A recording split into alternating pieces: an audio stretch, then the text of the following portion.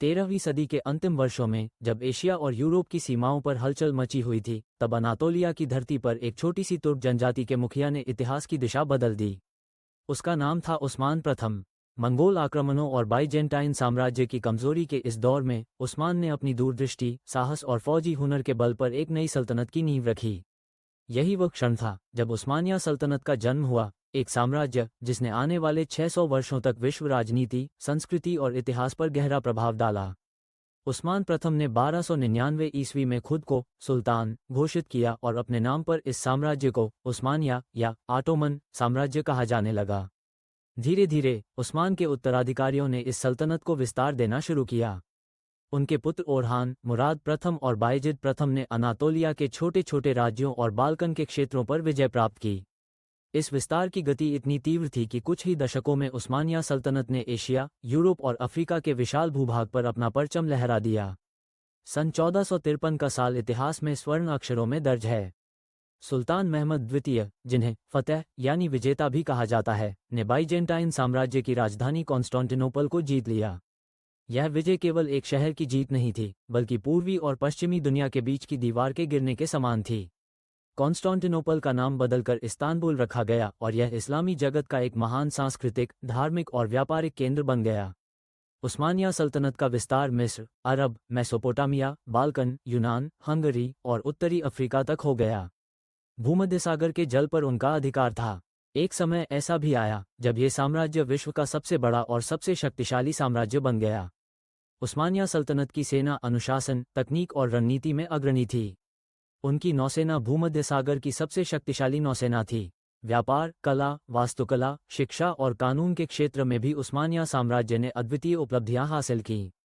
सुल्तान सुलेमान महान 1520-1566 के शासनकाल को उस्मानिया सल्तनत का स्वर्ण युग माना जाता है।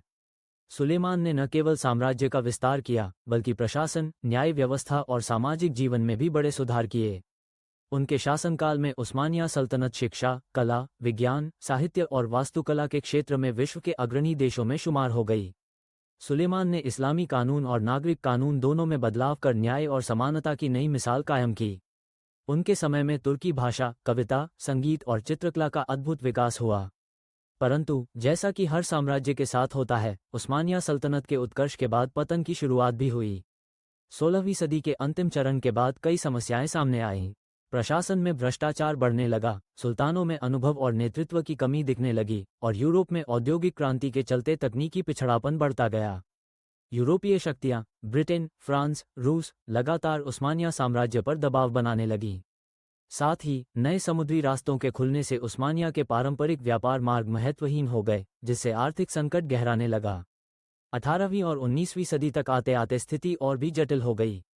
बाल्कन के देशों सर्बिया, ग्रीस, बल्गेरिया में राष्ट्रवाद की लहर उठी। इन क्षेत्रों में स्वतंत्रता की मांग और विद्रोह होने लगे। उस्मानिया सल्तनत को अब यूरोप का बीमार आदमी कहा जाने लगा। एक के बाद एक प्रांत अलग होते चले गए। आंतरिक विद्रोह, बाहरी हमले और आर्थिक संकट ने साम्राज्य की नींव को हिलाकर रख दिया। 1914 में जब प्रथम विश्व युद्ध छिड़ा, उस्मानिया सल्तनत ने जर्मनी का साथ देने का निर्णय लिया। यह निर्णय साम्राज्य के लिए घातक सिद्ध हुआ। युद्ध के अंत में 1918 में उस्मानिया सल्तनत हार गई। ब्रिटेन और फ्रांस ने साम्राज्य के अधिकांश हिस्सों को अपने नियंत्रण में ले लिया। अरब, सीरिया, फिलिस्तीन, इराक जैसे क्षेत्र अलग कर दिए गए। 1920 में ट्रीटी ऑफ सेवरिस के तहत उस्मानिया साम्राज्य को लगभग पूरी तरह से तोड़ दिया गया। 1922 में एक नए युग की शुरुआत हुई। मुस्तफ़ा कमाल अतातुर्क ने उस्मानिया राजशाही को समाप्त कर दिया। 1923 में तुर्की गणराज्य का गठन हुआ और अतातुर्क इसके पहले राष्ट्रपति बने। लगभग 623 वर्षों तक चला यह महान साम्राज्य इतिहास के पन्नों में समा गया, लेकिन उसकी धरोहर आज भी तुर्की की संस्कृति, स्थापत्य और समाज में जीवित है। अगर हम उस्मानिया सल्तनत के पतन के मुख्य कारणों पर नजर डालें, तो कई बातें उभरकर सामने आती हैं। पहला, प्रशासनिक भ्रष्टाचार और राजनीतिक अस्थिरता ने शासन व्यवस्था को कमजोर कर दिया। दूसरा, तकनीकी और औद्योगिक विकास में पिछड़ जाने से साम्राज्य यूरोप की तुलना में कमजोर पड़ गया। तीसरा, राष्ट्रवाद के उदय ने विभिन्न जातीय और धार्मिक समूहों को अलगाव की ओर प्रेरित किया। चौथा, व्यापार मार्गों के बदलने से आर्थिक संकट गहराया। पांचवां, लगातार बाहरी आक्रमणों और युद्धों ने साम्राज्य की शक्ति को छिन्न भिन्न कर दिया। और अंत में कमजोर और अनुभवहीन सुल्तानों की वजह से नेतृत्व का अभाव बना रहा। उस्मानिया सल्तनत का सफर जितना भव्य था, उसका पतन उतना ही शिक्षाप्रद रहा।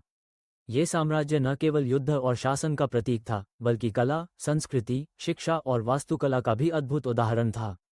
आज भी इस्तांबुल की गलियों में, टोपकापी पैलेस की भव्यता में, हागिया सोफिया की गूंजती दीवारों में उस्मानिया साम्राज्य की गाथा सुनाई देती है।